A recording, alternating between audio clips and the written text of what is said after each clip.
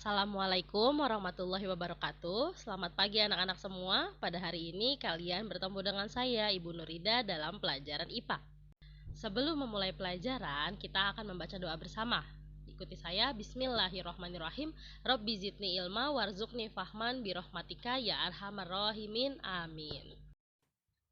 Oke anak-anak, kita akan masuk materi pada hari ini, yaitu mengenai energi bagian 2. Untuk lebih jelas, kalian boleh buka buku LKS kalian di halaman 51 ya. Kita mulai. Perubahan bentuk energi dan fotosintesis. Sesuai dengan hukum kekekalan energi, yaitu energi tidak dapat diciptakan dan tidak dapat dimusnahkan, tetapi energi dapat berubah bentuk dari bentuk yang satu ke bentuk yang lainnya. Maka dapat disimpulkan bahwa energi bisa kita manfaatkan sesuai dengan apa yang kita butuhkan.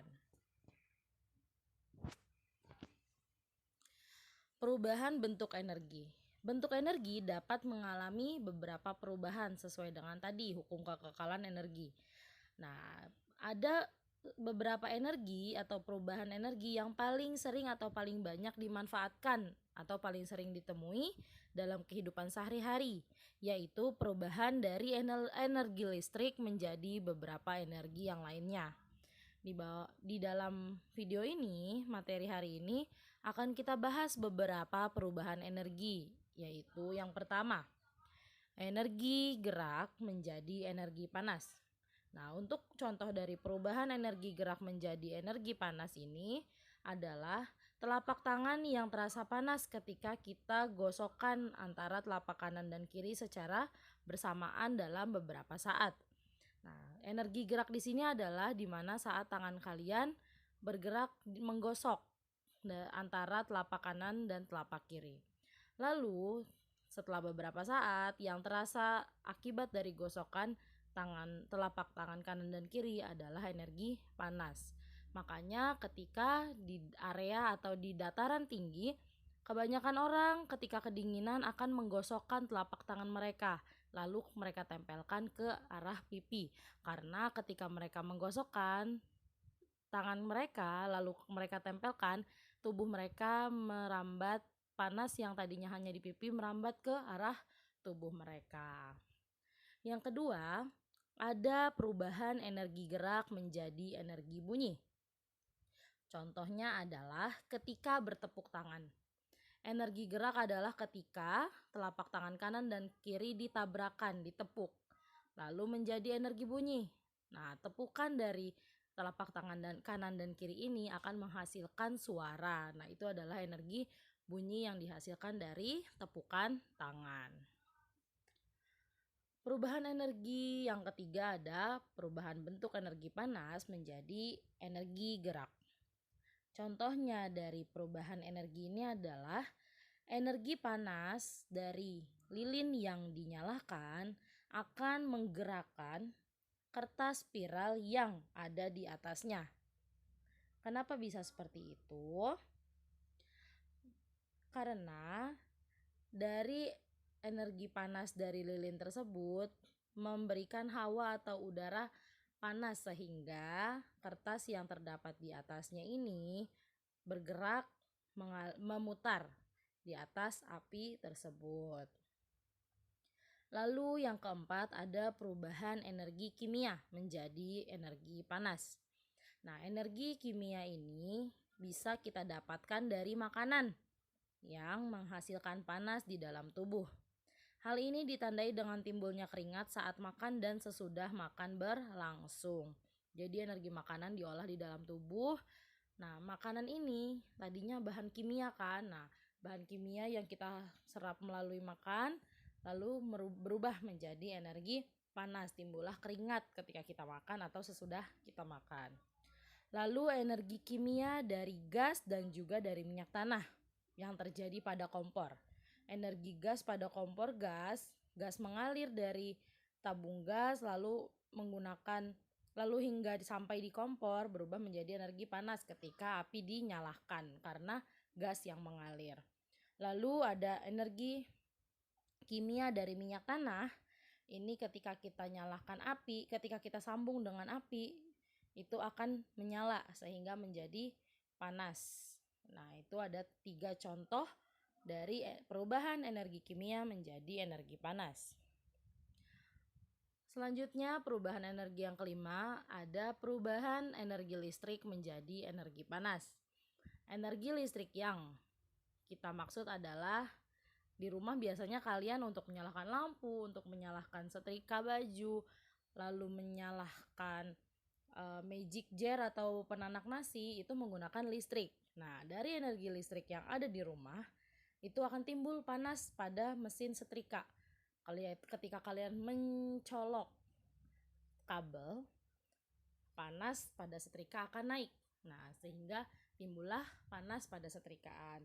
Lalu untuk penanak nasi, biasanya kita menggunakan penanak nasi untuk memasak nasi. Nah, yang tadinya dia dingin, tapi ketika kita colokkan kabel, lalu kita tekan tombol masak, nah itu akan yang tadinya penanak nasinya itu hanya menghangatkan, jadi memasak, sehingga timbul energi panas. Lalu tadi ada lampu, di rumah juga ada lampu ya. Nah, lampu dari listrik itu dialirkan sehingga lampu bisa menyala. Itu contoh dari energi listrik menjadi energi panas. Lalu ada energi listrik menjadi energi gerak.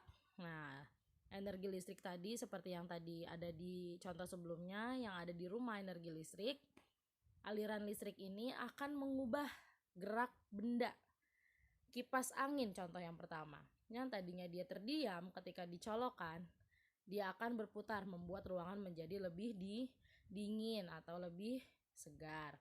Yang kedua ada blender. Yang tadinya blender terdiam, ketika dicolokkan lalu diputar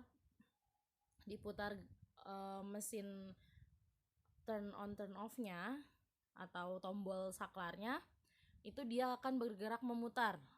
Karena dia di dalamnya besi, dia memutar memecah, baik itu bisa bahan makanan, bisa sayuran atau buah-buahan yang akan dibuat di dalam blender, sehingga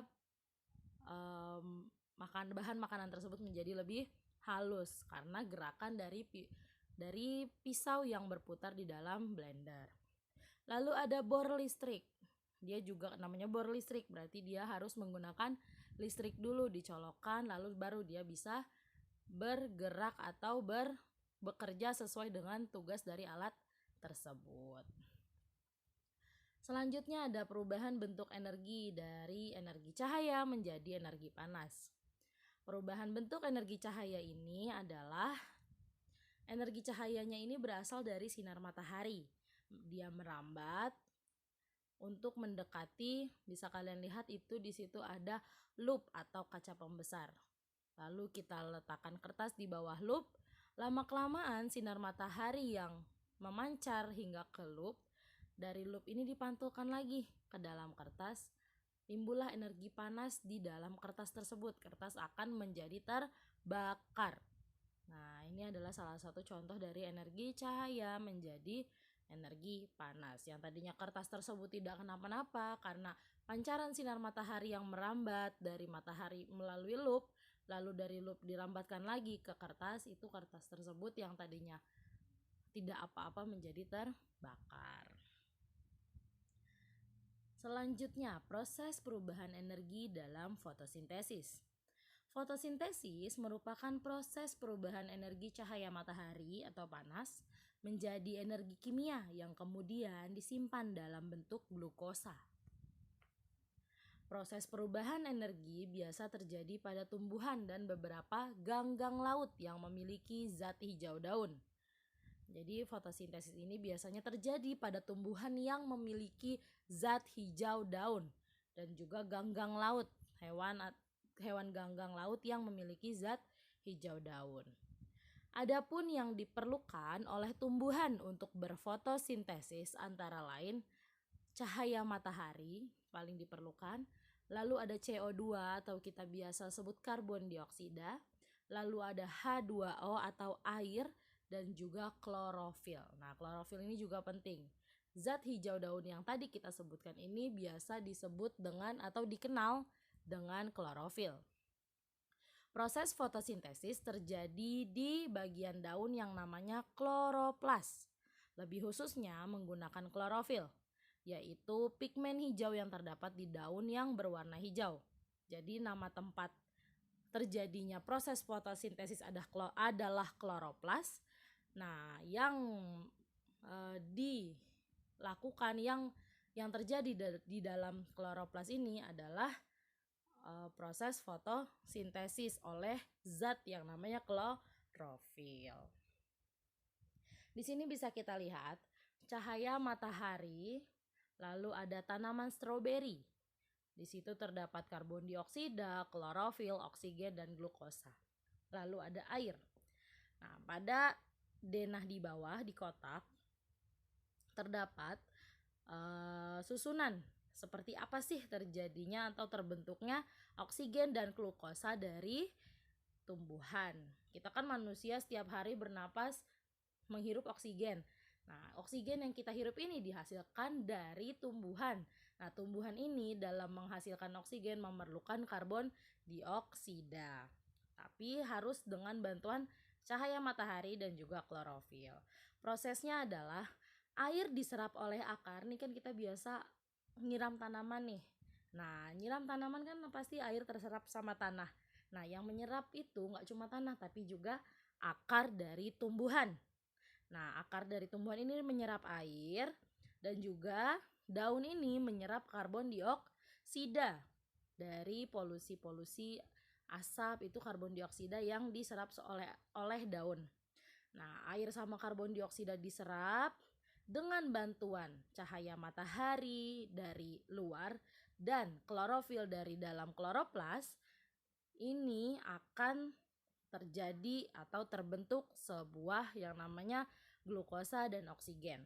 Nah, oksigen ini yang diserap manusia dan glukosa ini yang dikonsumsi manusia. Maksudnya apa? Oksigen itu udara, glukosa itu biasanya tanaman yang bisa berbuah. Seperti itu. Jadi glukosa itu kan gula.